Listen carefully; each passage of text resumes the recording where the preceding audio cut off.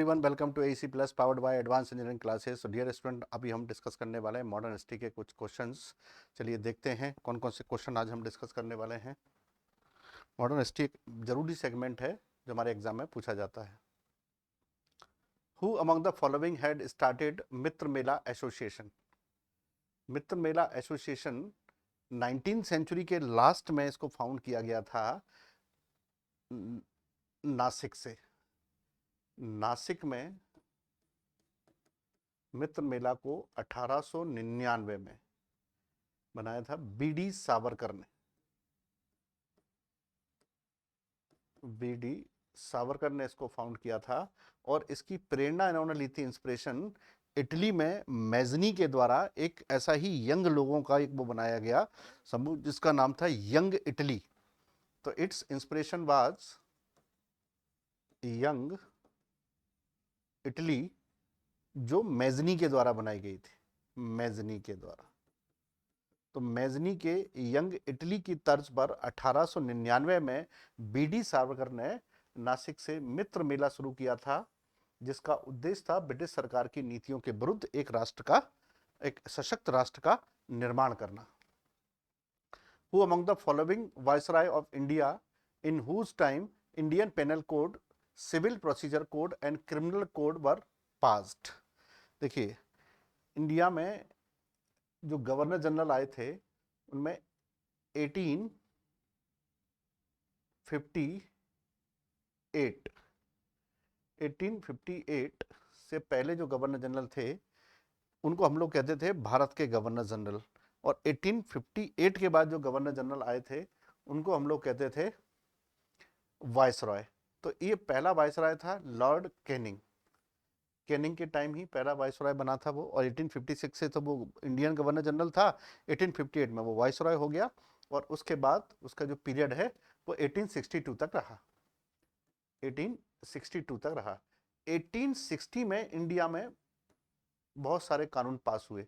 पहला था IPC, Indian penal code, फिर था सीआरपीसी, क्रिमिनल प्रोसीजर कोड, है ना, और एक और क्रिमिनल कोड था वो भी इंडिया में पास हुआ उसी समय पर। लेकिन ये इससे पहले ही आ चुके थे। इनको जो लागू करने की जो प्रोसेस थी, वो लागू करने की प्रोसेस थी वो इसी के समय पर पास हो पाई, जो कि जब कर्जन, इसको बनाने का जो सबसे बड़ा रोल था वो था लॉर्ड, जो उसमें गवर्नर जनरल नहीं थे, और उनका नाम था लॉर्ड मैकॉले। मैकॉले के समय पर ये सब बनाए गए थे, और कैनिन के समय पर इंडिया में लागू किया गया आईपीसी को 1860 में। ये वही इंडियन पिनल कोड है, इसको हिंदी में कहते हैं भारतीय दंड संहिता, भारतीय दंड संहिता, ताजराते हिंद। Next, who established the first women's university in India? तो महाराष्ट्र के पुणे में रहने वाले डी.के. कर्वे ने 1915 में और 15-16 में एक पहला भारत का यूनिवर्सिटी बनाया जिसमें केवल 5 स्टूडेंट थे। 5 स्टूडेंट थे। 1920 में ये काफी बड़ा हो गया, क्योंकि इसको विट्ठल दास ने लगभग 1.5 मिलियन, 15 लाख रुपया इस यूनिवर्सिटी के लिए दान में दिया, और उसके बाद ये बहुत फेमस यूनिवर्सिटी हो गई। तो इंडिया में महिलाओं के लिए यूनिवर्सिटी स्थापित करने का जो सबसे बड़ा रोल प्ले किया था वो डी.के. कर्वे ने किया था। डी.के. कर्वे ने इसके लिए विधवाओं के लिए एक आश्रम भी बनवाया था पुणे में। तो डी.के. कर्वे को महिलाओं के उत्थान के लिए महाराष्ट्र में बहुत प्रमुखता से जाना जाता है। Next, arrange the following events in correct chronological order and answer the questions on the basis of quotes given below. इन सबको क्रोनोलॉजी में सजाना है कि कौन कौन से कब हुए थे। तो आइए पहले हम इनको देख लेते हैं कि इनके कब कब कौन कौन से पीरियड में ये ऑकर्ड हुए थे। सबसे पहले देखते हैं इल्बर्ट बिल कंट्रोवर्सी। ये हुआ था 1882 में।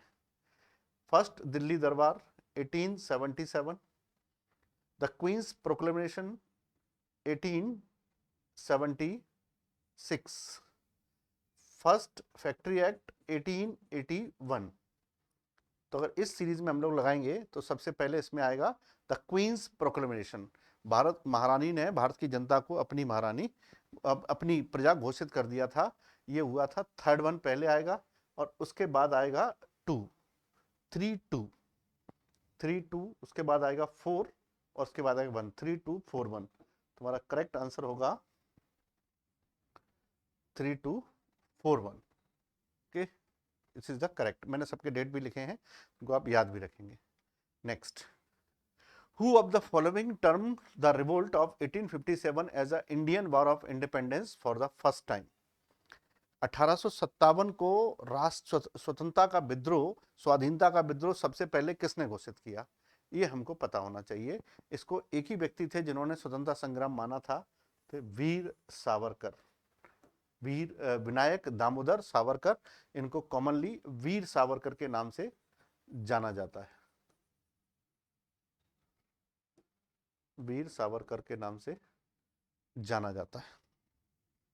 Next, during which of the following movements Vande Mataram became the theme song of Indian national movement? Bharat के राष्ट्रीय आंदोलन का एक प्रेरणा गीत बना वंदे मातरम। कब से? जब बंगाल से स्वदेशी आंदोलन का प्रारंभ हुआ, बंगाल विभाजन के विरोध में। तो when the Swadeshi movement was started from Bengal against the partition of Bengal declared by Lord Curzon, then Governor General, the people of India started Swadeshi movement under the slogan of Vande Mataram. तो स्वदेशी movement was Swadeshi movement used the slogan Vande Mataram as a inspirational song, inspirational statement for our volunteers. Next, where did the Indian National Congress get divided into two wings, moderates and extremists? Moderates and extremists. देखिए कांग्रेस में यहाँ पर देख लेते हैं, 1885 में कांग्रेस की स्थापना होती है, ठीक है। इसके बाद 1907 में कांग्रेस स्प्लिट होती है। एक तरफ हैं गरमपंथी, इसको हम लोग कहेंगे एक्सट्रीमिस्ट, और एक तरफ हैं नरमपंथी, इनको हम लोग कहेंगे मॉडरेट्स, ठीक है। जो गरमपंथी थे, इनके जो लीडर होते थे वो थे बाल गंगाधर तिलक, और जो नरमपंथी थे इनके लीडर थे गोपाल कृष्ण गोखले। तो गोखले इनके लीडर हैं, तिलक इनके लीडर हैं, दोनों अलग अलग लीडर हैं। और ये डिवीजन अलग अलग हो गया। इस डिवीजन को बाद में ये कहाँ होता है ये भी याद रखिएगा, सूरत, सूरत में। और जब ये कांग्रेस का सेशन था, इस कांग्रेस को प्रिसाइड कर रहे थे रास बिहारी घोष, ये उसको प्रिसाइड कर रहे थे। फिर 1916 में कांग्रेस का सेशन होता है लखनऊ, लखनऊ में, और इसको प्रिसाइड कर रहे थे अंबिका चरण मजूमदार, अंबिका चरण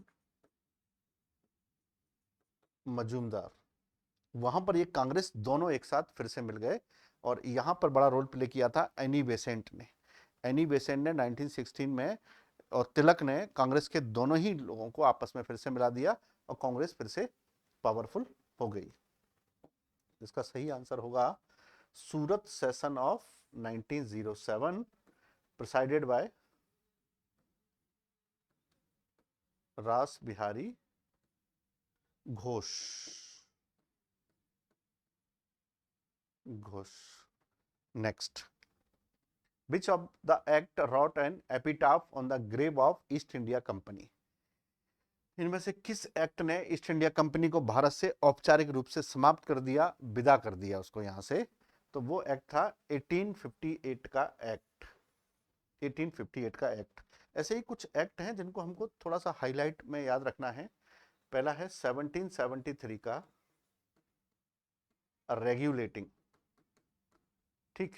इसके बाद आता है 1813, ये भी याद रखना है।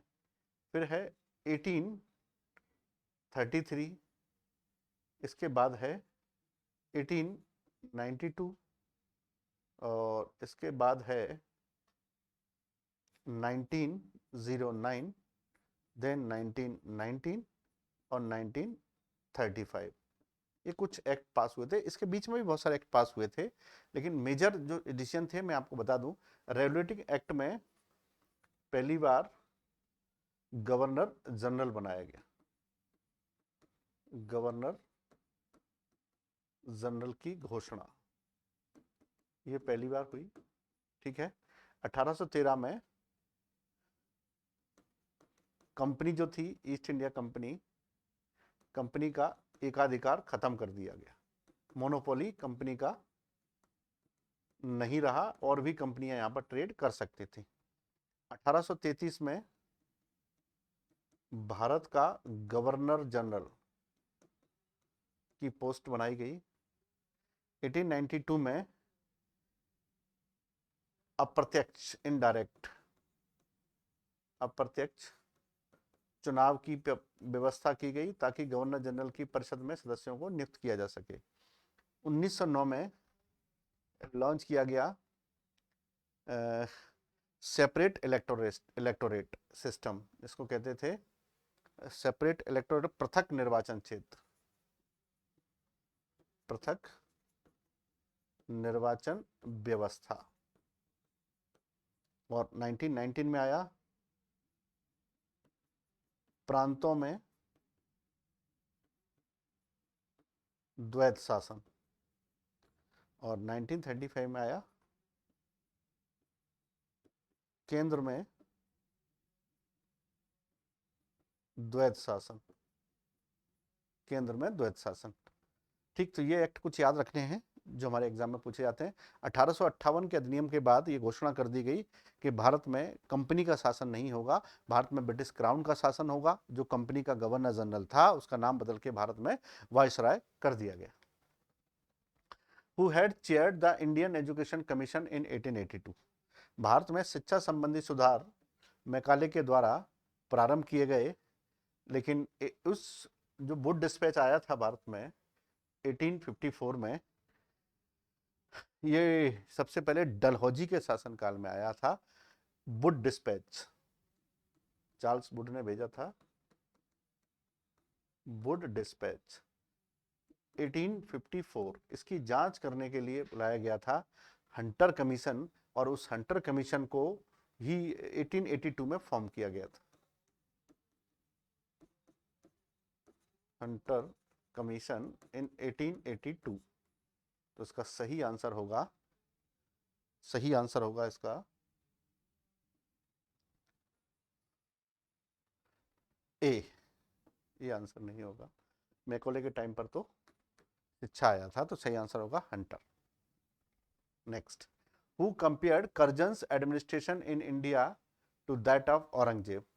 औरंगजेब लास्ट मुगल एम्परर था और इसका टेन्योर 1658 टू 1707 था। कर्जन जो थे, कर्जन 1899 टू 1905 इंडिया में रहे थे। इन दोनों के टाइम के पीरियड को ये कहा गया कि बहुत रेडिकली डिसीजन इन लोगों ने लिए थे, और ऐसा स्टेटमेंट जारी किया था गोपाल कृष्ण गोखले ने। Gopal Krishna Gokhale is considered as a leader of moderates in Congress. Next, who said like summer gale revolt of Meerut was unprecedented? ये मतलब बहुत छोटा क्रांति है मेरठ में जो हुआ था। और मैंने कहा था ना कि क्रांति के बारे में, विद्रोह के बारे में सबसे ऑथेंटिक स्टेटमेंट किसने दिए हैं? एस.एन. सेन के द्वारा दिए गए हैं। तो एस.एन. सेन के स्टेटमेंट उसमें सबसे ज्यादा ऑथेंटिक हैं। Who was the biographer of A.O.. हुम? ए.ओ. हुम की जीवनी किसने लिखी? तो विलियम बेडनबर्न ने उसकी जीवनी लिखी थी। A.O. ह्यूम की। A.O. ह्यूम इंडिया में काफ़ी समय तक रहे, इन्होंने कांग्रेस भी बनाई थी, कांग्रेस के जनरल सेक्रेटरी भी थे, और विलियम बेडनबर्न भी कांग्रेस के सेक्रेटरी रहे हैं। जॉर्ज यूल भी विलियम बेडनबर्न कांग्रेस के प्रेसिडेंट रहे हैं, जॉर्ज यूल भी कांग्रेस के प्रेसिडेंट रहे हैं। तो विलियम बेडनबर्न को A.O. ह्यूम की बायोग्राफी लिखने के लिए जाना जाता है।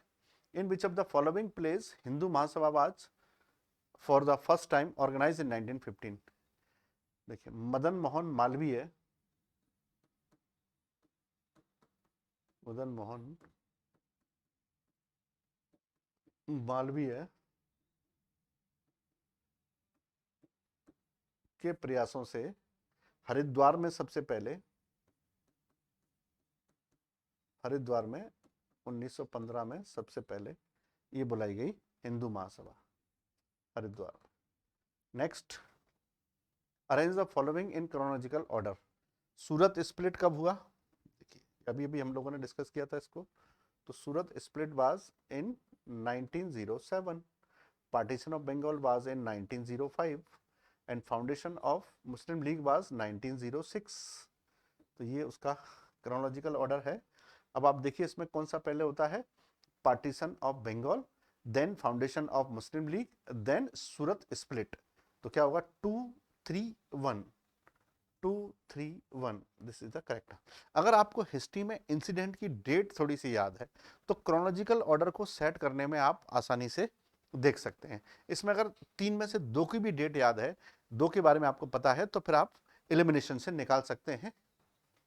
Next, who had hosted national flag of India at the international socialist Congress held at Stuttgart?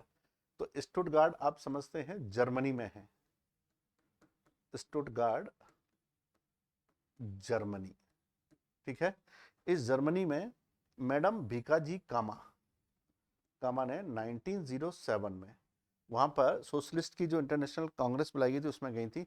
वहां उन्होंने सबसे पहले इंडिया का जो फ्लैग है उसको होस्ट किया था, इसलिए उनको भारतीय क्रांति की माता भी कहा जाता है, याद रखिएगा।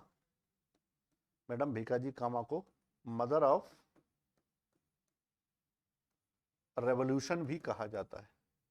मैडम भीकाजी कामा को, जो जर्मनी में इन्होंने सबसे पहले भारत का झंडा फहराया था स्टुटगार्ड में। Next, consider the following statement events in the history of British India. अब ये देखना है कि इसमें कौन कौन से इंसिडेंट कब हुए हैं। फिर से वही आया तो हम लोग देखेंगे कि इनका पीरियड क्या है। Santhal revolt was in 1855, Indigo revolt was in 1859, सन्यासी revolt was in 1763 and Munda revolt was in 1895। इसमें ये शुरू हुए। इनमें सबसे लंबे समय तक चलने वाला था सन्यासी रिवोल्ट, दैट वाज 1763 टू 1800, बहुत लंबे समय तक चला था। इंडिगो रिवोल्ट 1859 से 60 में, ये 55 से 60 तक, और मुंडा रिवोल्ट 1895 से 1900 तक चलता रहा था। तो इसको क्रोनोलॉजी में सेट कर सकते हैं हम लोग। सबसे पहले क्या होगा, सन्यासी 3 सबसे पहले आएगा, उसके बाद आएगा इंडिगो रिवोल्ट। तो इंडिगो रिवोल्ट नहीं, सॉरी, उसके बाद संथाल रिवोल्ट आएगा जो 55 का है। तो इसके बाद आएगा हमारा 3 के बाद सीधा 1, तो 3 के बाद आएगा 1, और इसके बाद आएगा 2 59, और उसके बाद आएगा 4। तो सही आंसर होगा इसका 3124। 3124 इज द करेक्ट आंसर। देखिए इसमें डेट याद है तो हम आसानी से किसी भी क्रोनोलॉजी को सेट कर सकते हैं। Next, who was called grand old man of India? दादा भाई नौरोजी वो व्यक्ति थे जिसने इंडिया में सबसे पहले ड्रेनेज थ्योरी ऑफ वेल्थ को प्रस्तुत किया, and he also calculated the पर person capita of India first time in 1867, that was 20 rupees per annum. तो भारत में सबसे पहले प्रति व्यक्ति आय को पता लगाने का काम भी दादा भाई नौरोजी ने किया था, और वो 1867 में उन इकोनॉमिक डिसीजन के कारण ही दादा भाई नौरोजी को भारत का ग्रैंड ओल्ड मैन कहा जाता है। दादा भाई नौरोजी को grand old man of India. इसके जैसा ही काम इंग्लैंड में भी बहुत सारे लोग थे, है ना। तो वो भी दादा भाई नौरोजी जैसा इंग्लैंड में सोचते थे। Grand old man of India की अगर हम बात करेंगे तो दादा भाई नौरोजी हैं। इनके साथ और भी बहुत सारे इकोनॉमिस्ट रहे थे उस समय, जैसे आर.सी. दत्त भी इनके साथ इकोनॉमिस्ट रहे थे। लेकिन इंडिया में धन निष्कासन का सिद्धांत, थ्योरी ऑफ ड्रेनेज मनी है, वो दादा भाई नौरोजी के द्वारा ही प्रस्तुत किया गया। और इंग्लैंड में उन्होंने, और इंग्लैंड की काउंसिल में इलेक्ट किए जाने वाले पहले मेंबर भी यही है, इंग्लैंड की काउंसिल में Dadabhai Naoroji. Next, the first president of Muslim league was, ये आपको पता है मुस्लिम लीग कब फॉर्म किया गया, 1906। इसको बनाने वाले थे सलीमुल्लाह खां एंड आगा खां, और इसके पहले थे नवाब वकार उल मुल्क, ये उसके पहले प्राइम मिनिस्टर थे। मियां अब्दुल अजीज, ये उसके पहले नवाब वकार उल मुल्क मुस्लिम लीग के पहले प्रेसिडेंट बने थे। Next, who among the following had founded the theosophical society in the United states of America. America में 1875 में मैडम विलावत्स्की और कर्नल ऑलकोट, इन दोनों के द्वारा स्थापना की गई यूएसए में, जो बाद में इंडिया में थियोसॉफिकल सोसाइटी मद्रास में आई थी। तो यहाँ पर मैडम ब्लात्सवर्स्की में, इंडिया में इसको जो एनी बेसेंट है उन्होंने भी इसको लेके आई थी। Next, the system of indirect election was introduced in India in the year, हमने अपनी पिछली स्लाइड में ही देखा था कि 1892 में इंडिया में पहली बार, मद्रास में इंडिया में पहली बार ये इलेक्शन, वो इनडायरेक्ट इलेक्शन का प्रोविजन किया गया, जिससे कि गवर्नर जनरल अपनी काउंसिल में कुछ लोगों को नॉमिनेटेड करेगा, लेजिस्लेटिव काउंसिल में नॉमिनेटेड करेगा, और यहीं से उसकी संख्या धीरे धीरे करके बढ़ने लगी थी। चलिए, ये थे हमारे मॉडर्न हिस्ट्री के लेक्चर, वो एमसीक्यू जो हमने डिस्कस किए हैं। मिलते हैं कुछ और एमसीक्यूज में, और तब तक के लिए पढ़ते रहिए, कीप स्टडिंग।